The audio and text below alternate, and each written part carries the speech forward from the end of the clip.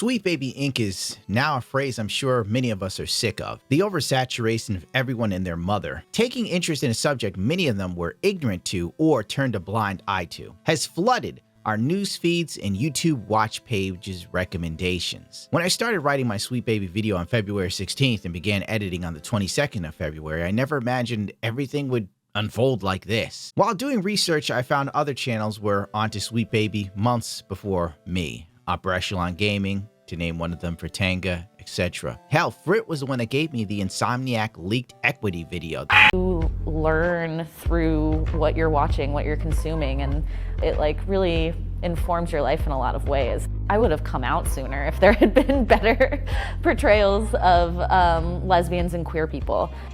Can you imagine how many lives this is going to be saving? But ultimately, all of this would have been a fart in the wind, like every other Sweet Baby video that came before this controversy, if not for the hubris of one man, who odds are is probably a they-them knowing this company. Chris was banned for violating Twitch's TOS, something that would have never happened pre-Elon Musk. His tweet was, "They got my ass. I'm guessing a few hundred gamers reported me." He uses the phrase gamer the same way a very progressive person says MAGA. It's now synonymous with evil and bigoted, to be honest. Instead of taking 7 days away from Twitter, since he was banned for that long, Chris made a burner account, then complained and accused gamers of not only being stupid, but fascists, and they were also part of the Zionist movement. Boy, that escalated quickly. I mean, that really got out of hand fast. It jumped up a notch. It did, didn't it? As I say this out loud, it sounds like I'm in an episode of Curb Your Enthusiasm. Huh. Sad. Very sad. Sad. When Chris finally got his account unbanned, instead of laying low for a while, like anybody who's got heat on him would do, he posted the dumbest take on Dragon Ball Z after the death of Akira Toriyama. You'll find mostly people in the Alphabet Mafia was bashing Toriyama. Basically, this resulted in millions of videos titled Sweet Baby Inc. attacks DBZ. And I'm not being facetious. People really just sort of had to put Sweet Baby Inc. in the title. You gotta hit those SEO scores, my dude. Hard-hitting journalism. Toriyama gave us the best and worst black characters in anime. In the same series, it took range to do that. I don't even know what the hell that means. If Kim Blair had a shred of sense, she'd start firing these people. They're liabilities to the company. The dude couldn't wait a year to post this dumb shit. It had to be now, knowing full well people were gonna come after him. By this time, people finally caught on to Kim Blair's 2019 CGC panel that I showed in my first video 10 days ago. I skipped the rest of this video as soon as she went into her trademark rant about Catcher in the Rye. And suddenly, for the first time in my life, I got told that the stories that I was writing and the things that I was creating for and about people who resembled me were not real stories, and they were not right stories. At the time, I was given this list of authors who I was told were legitimate, who I was told were important. These are the voices that you should be listening to at all times. And as you can imagine, they were almost entirely white men. Stop it, please, I beg you! Needless to say that this clip led to even more backlash, and I regret not noticing it myself. But there's so many times I could hear this woman complain about Catching the Rye before I wanted to pull my hair out. Every interview of Kim Blair, videos that had literally less than 2,000 views, started being combed over by content creators, praying to find a little bit of gold dust to monetize. Unironically, calling this Gamergate 2.0. But much like most sequels in this day and age, this one's mediocre. If you're a creative working in AAA, which I did for many, many years, put this stuff up to your higher-ups, and if they don't see the value in what you're asking for when you ask for consultants, when you ask for research, go have a coffee with your marketing team and just terrify them with the possibility of what's going to happen if they don't give you what you want. If you're clamoring for more, I can give you a few more Kim's hits from just one podcast. You can't handle any more than this. It's this way. You can still see the comments that you have a bunch of really angry people going, this shouldn't exist. This is stupid. I hate it. And you're like, it's just not for you. Like people can't accept that it's not for them. It's funny because one of the other games that I'm working on now is Goodbye Volcano High, which is with co-op. And it is a, I guess, like story about a queer dinosaur high school adventure thing. And The second that went up, the second that trailer went up as part of the PS5 launch stream, or I guess preview stream, people were like, what is this? This isn't like what we want. This game is X, Y, and Z. People were angry. A lot of people were embracing it. A ton of people were like, oh, wow, finally a game that feels like I want it to. But a lot of people were, like, ugh, what is this? This doesn't belong here. And how this woman doesn't understand that people watching the State of Play are there to see major titles in gaming for PlayStation. It's literally like cult watching, because most of these people still interested in consoles have the same sort of religious fervor as most people that are far left or far right. They're only there for a certain thing. So when they're tuning in, they want Dragon's Dogma 2 or Ghost of Tsushima 2. They are not interested in a video game about queer dinosaurs in high school. Stop him! So that's why I do like Assassin's Creed so much, because I feel like there's so much room to tell stories that, there's probably a lot of people in history we didn't know about who did significant things, who are just kind of marginalized and erased. And I feel like that's always my frustration when it come across people who are like, well, that's not historically accurate. And I just want to ask them, but how do you know? Oh, absolutely. And I think, when I see people writing historical fiction and trying to diversify it, a lot of the time there's this pressure they feel, I think, to justify everyone who is for example, not white. The fact that one of the female hosts for this podcast sees Assassin's Creed and thinks some of these fictional events may have actually taken place speaks volumes to the female need to feel good over everything else, and it's amazing. Historical fiction should be somewhat believable or plausible for it to work. When you just start throwing in random black people in the Renaissance, it just veers off into fan fiction.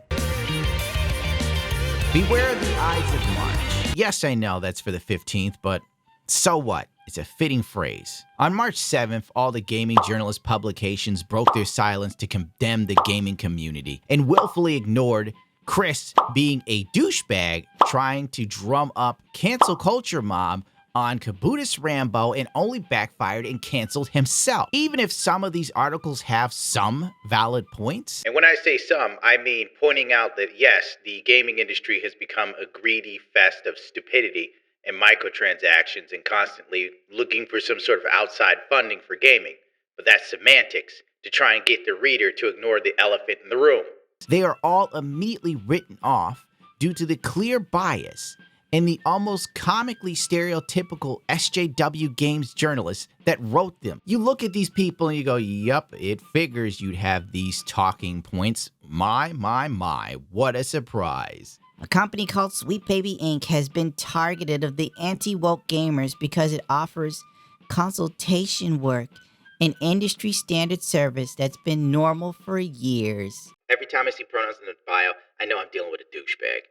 I don't care who that upsets.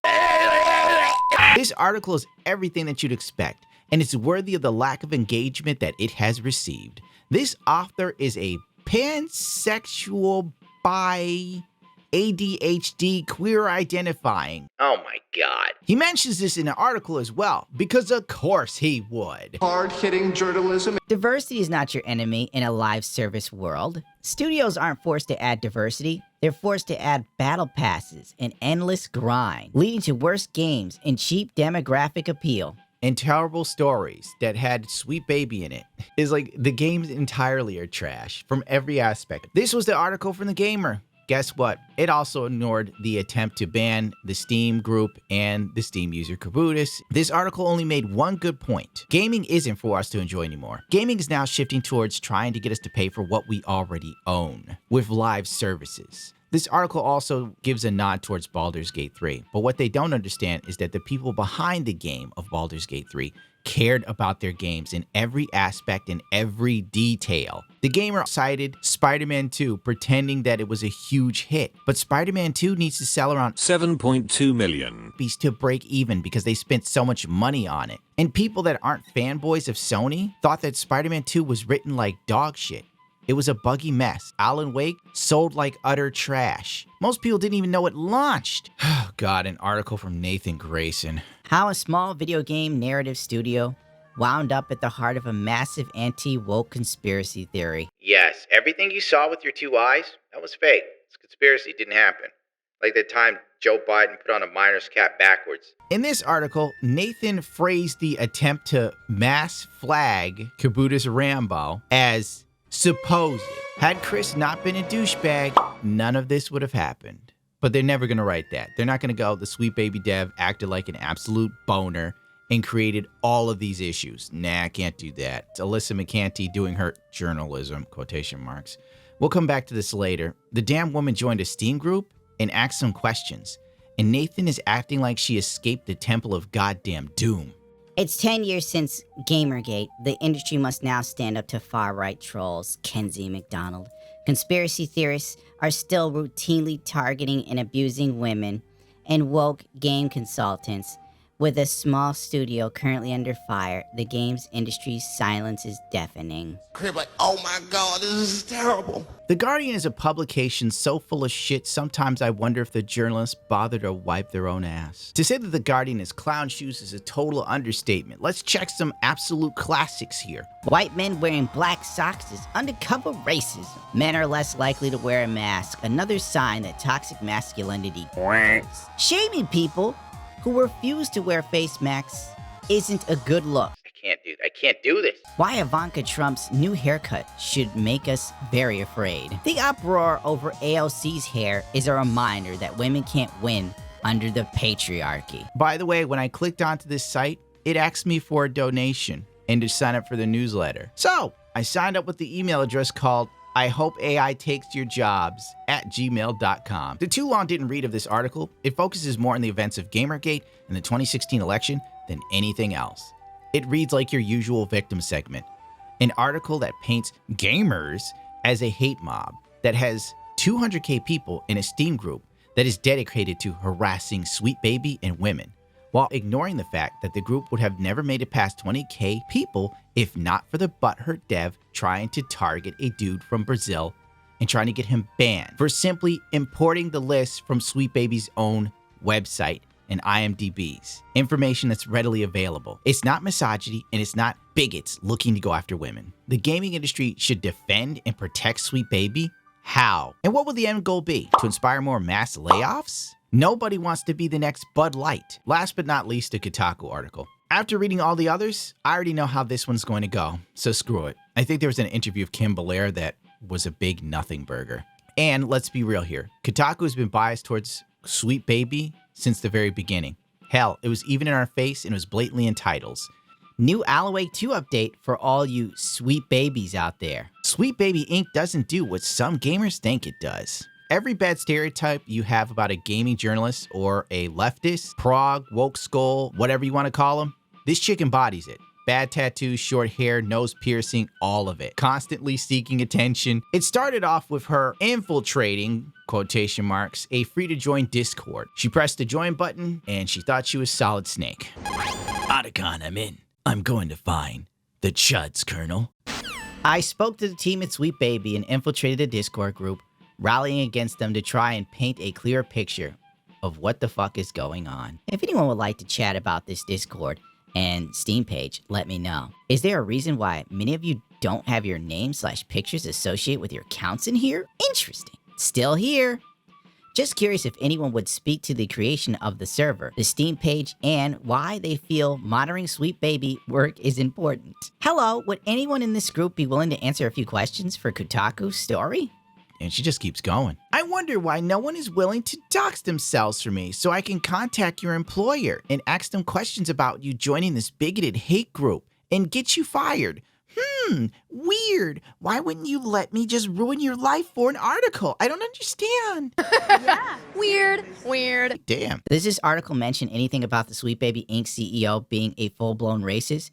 Because I have a feeling this article doesn't mention that. That's true. They never talk about Lego Butts, but Lego Butts isn't the CEO. But we all know Lego Butts is psychotic and racist is all get up and go.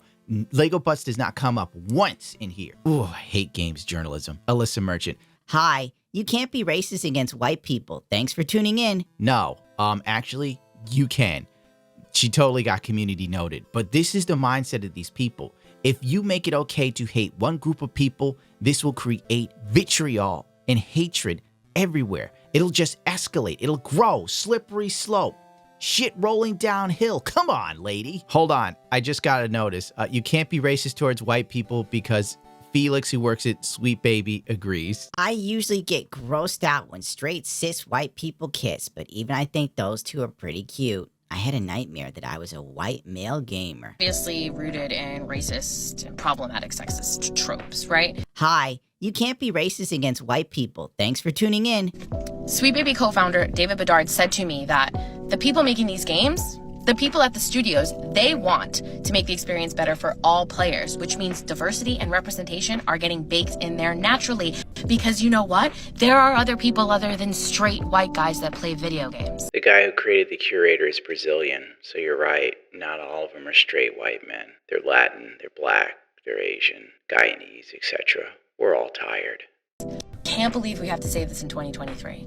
It's 2023. It's 2024. The assumption that people from Sweet Baby Inc. can only bring their marginalization or their identity to the table is incredibly insulting. Bullshit artist! Put this stuff up to your higher-ups, and if they don't see the value in what you're asking for when you ask for consultants, when you ask for research, go have a coffee with your marketing team and just terrify them with the possibility of what's going to happen if they don't give you what you want. And so a shift in perspective, say from like, we have a white protagonist and we change that protagonist to a Muslim woman, right? That perspective change actually changes the story so much as to be a different beast altogether, right? Work very hard to get marginalized talent into the industry, to protect them the way that we would want to have been protected, to lift them up, and to get them into an industry where they're too often shut out. And basically, I think, to take over in the hopes that... Her talking points about the Sweet Baby detector was racism and sexism, yet she just literally sat there and said that you can't be racist towards white people. She also promoted another TikTok that seems like an omission of her being a bad journalist, hell, a bad student in school. I don't know how this is supposed to be funny or relatable. It's like, hey, I kind of sucked academically. Just a reminder, you can't win against conspiracy theorists who live in echo chambers. You post screenshots of death threats. They want more information, yet the same people who are claiming I'm faking it are accusing me of trying to dox an entire community. Make up your mind. Fails to mention the campaign to cancel the Steam account created by Sweet Baby employee against minority person specifically from Brazil. Needless to say, her statements antagonized gamers and she got backlash, which led to her hiding her profile for the first time. She unprivated her account to let everybody know that she was getting death threats.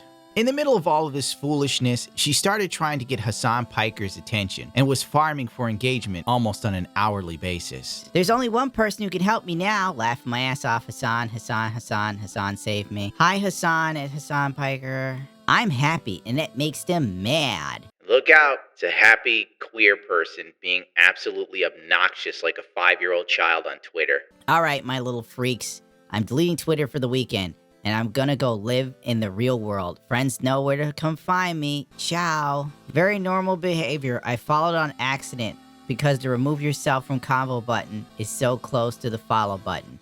Yeah, sure. You just somehow made that mistake and didn't notice you were still getting notifications and go check. Okay. I hope he's okay with that knowledge. Grade school crush made my skin crawl. Isn't he like 50? She's tweeted dumber shit, but I didn't bother with it. Because this is a waste of my time and yours. This woman is one layoff away from being a Starbucks barista. You can look at her and tell. 3.5 hours into my shift, there's so many customers, and we have 4 people on the floor all day. Game devs and other journalists came out to pretend that everyone who was in support of the Sweet Baby Steam group not being taken off is an angry troll and a bigot. I'm sure that there are some angry people out there. There's no doubt about that. But the vast majority of us are tired of you thinking that we're stupid and uneducated or bigoted. Your audience is far more intelligent than you give them credit for, and these layoffs will only continue until you learn your place as an entertainer/content provider. Everywhere else in the world, the customer is always right, but only here in America, in gaming, not only is the customer wrong, but they're a bigot. Don't alienate your customers. Baby races will never be my target audience. Oh, Carolyn Panette, these reactionaries always give the game away. Man, they just want us all to live in a society where women are forced to adhere to the most restrictive gender roles, and where white supremacy wholly accepted and embraced. Your thoughts? What? Carolyn Pennant is the least convincing trans person I've ever seen, so nobody ever looks at you and thinks, oh, we need to put you in the woman's gender role. You're just LARPing right there. You are flattering yourself. And what's even funnier is when Feminist Frequency closed down, Carolyn Pennant was literally bagging groceries at a supermarket while Anita Sarkeesian was in Italy eating fancy food and buying paintings. And if it wasn't for Kotaku being the Barnum and Bailey's of journalism, Carolyn Pennant would still be bagging groceries. And that's all I gotta say about that. I'm super excited to announce that I'm now the Associate Narrative Director at Cliffhanger Devs, working the Black Panther. The game will most likely suck. Side note, you guys do know community notes can be added by anyone, right? It's a black woman, literally, that makes sense. It's offending a Kotaku person saying that you can't be racist to white people, so that makes you racist as well. Forget it. There are two kinds of people angry at Sweet Baby: bad faith far-right activists. Yes, and it's the far left protecting it, if we're gonna play that game. Who will resolutely deny the truth and not stop until they get their way or move on to another target, and the gullible or misinformed people they misled. See? You're either stupid or a bigot. That's how they view you. Go f yourself, Garrett. The message has now been muddled by people's own social and political biases with a touch of avarice, all in the hopes of stoking the flames of Gamergate 2, just to be part of it and get as much as they can out of it, because everyone involved would make money. The far-left journalists would love the rage bait engagement in an age where legacy media is dying, while also claiming everyone who hates DEI in games is MAGA. And the article reading YouTubers would have content for months on end. Big YouTubers and streamers would shit out 10-minute videos with cliff notes, racking in fat checks for knowing next to nothing. And smaller YouTubers would post daily updates with Twitter screenshots, hoping to get noticed in the algorithm by hitting the SEO. And then there's me in the middle, trying to maintain some level of integrity. I'm totally honest. I'd have a couple of beers before the show, maybe a couple of lines of but I didn't want to get wasted because I always had integrity. When shitty politically charged YouTube channels got in the mix talking about this whole stupid Sweet Baby thing, and Brianna Wu crawled from under her rock to talk about Gamergate again, I knew that the meme was over and everything was dead. It was now a content free-for-all, where everybody was hoping like hell to just get a few extra dimes and nickels. And you might go, well, why are you making this video then, Gundam? My roof is leaking, and guess what? Roofers aren't cheap. Remember that time when a man tried to kidnap Nancy Pelosi, and his defense was he was radicalized by Gamergate and, extremist anti-feminist video game videos on YouTube. Ultimately, Sweet Baby being exposed doesn't matter. Nothing will change. Even if Sweet Baby were to go down in flames, there would be another studio to replace them, because there's already a couple of them. So don't fool yourself into thinking that this is the turning of the tide, or the normies waking up. Don't worry, the normies are already drowsy. Project Leftover, another one. Gamer X, consulting and training. Oh boy, we're energized by the opportunity to change the way people think about gaming. Oh boy, let me guess. I could be a queer dinosaur in high school. Awesome. Yeah! To end on a positive note, Anita Sarkeesian's 41st birthday was wedding themed. I knew this day was coming, and you did too, I'm quite sure. This is some of the saddest shit a 40-year-old woman could post on social media, thinking that it was a win or an own. But her boyfriend was there to cheer her on, so that's nice too. And he looks exactly like what you'd expect, wearing glasses like an old woman, body with emaciated muscles. You'd have to be weak-willed to crawl into bed with her and listen to what she has to say. And god damn it, those ugly shoes.